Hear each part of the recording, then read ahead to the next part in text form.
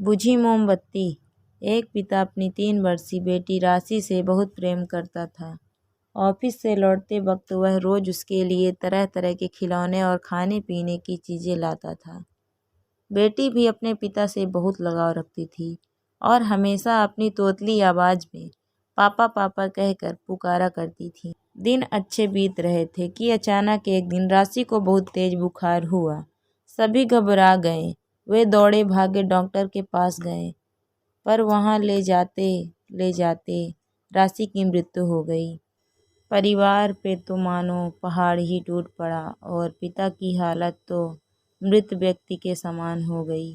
राशि के जाने के हफ्तों बाद भी वे ना किसी से बोलते ना बात करते, बस रोते ही रहते। यहाँ तक कि उन्होंने ऑफिस जाना भी छोड़ दिया और घर से निकलना भी बंद कर दिया। आस पड़ोस के लोगों और नाते रिश्तेदारों ने उन्हें समझाने की बहुत कोशिश की, पर वे किसी की ना सुनते।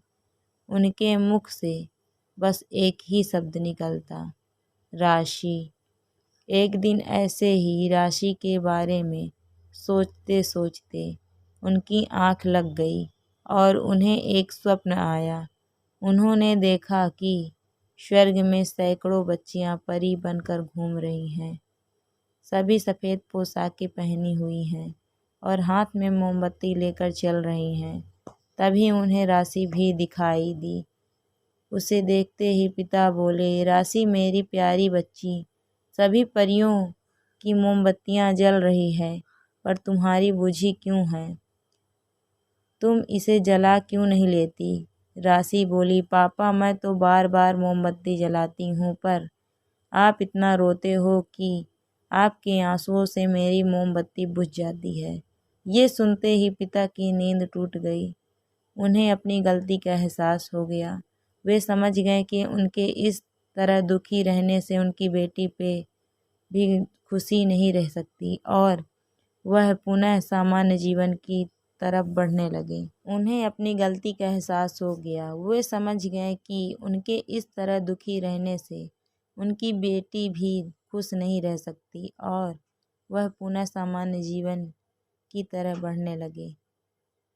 दोस्तों, किसी करीबी के जाने का गम शब्दों से बयान नहीं किया जा सकता, पर कहीं ना कहीं हमें अपने आप को मजबूत करना होता है और अपनी जिम्मेदारियों को निभाना होता है। और शायद ऐसा करना ही मरने वाले की आत्मा को शांति देता है। इसमें कोई संदेह नहीं कि जो हमसे प्रेम करते हैं वे हमें खुशी देखना चाहते हैं, अपने जाने के बाद भी।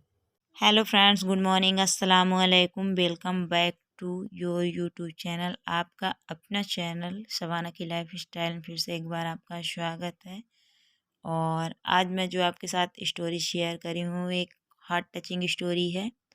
इस स्टोरी से हमें ये सीख मिलती है कि ज़िंदगी में जो ज़िंदगी मिली है उसमें जीवन मृत्यु तो बना रहेगा। जब तक ज़िंदगी है तो जीना है, जब मृत्यु आएगी तो मरना भी पड़ेगा।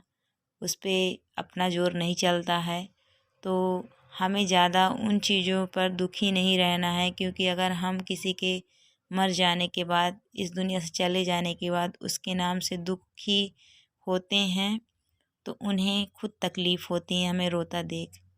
तो एक समझौता कर लेना चाहिए और बस जैसे इंसान अपनी लाइफ स्टाइल में रहता है, जैसे ज़िंदगी जीता है वैसे ही जीना शुरू करना चाहिए कंप्रोमाइज़ के तहत। तो बस ये स्टोरी ज़रूर बताइएगा आप लोग कैसी लगी। शिक्षाप्रद स्टोरी थी। और अभी मैं बना रही हूँ अपने लिए नाश्ता तैयार कर रही हूँ। सुबह का काम में आपने देखा वीडियो के मतलब स्टोरी के साथ मैंने वीडियो दिखाया है। मॉर्निंग में चाय नाश्ता हुआ है, बाबू को तैयार की हूँ, बाबू स्कूल चला गया है। हसनैन भी खाना खाए हैं, मतलब नाश्ता करे हैं, चाय पिए हैं, उसके बाद वो भी चले गए हैं। मैंने नहा लिया, नहा के आई हूँ तो बाल सुखाई हूँ। ठंड लग रही थी तो मैंने स्टॉल से अपने आप को ढका, क्योंकि बहुत ज़्यादा इस टाइम पे ठंड लगती है। उसके बाद सुबह का जो नाश्ता था तो पूड़ी मैंने बनाया था वो पहले से रखी है, तो अभी आमलेट फ्राई करूँगी।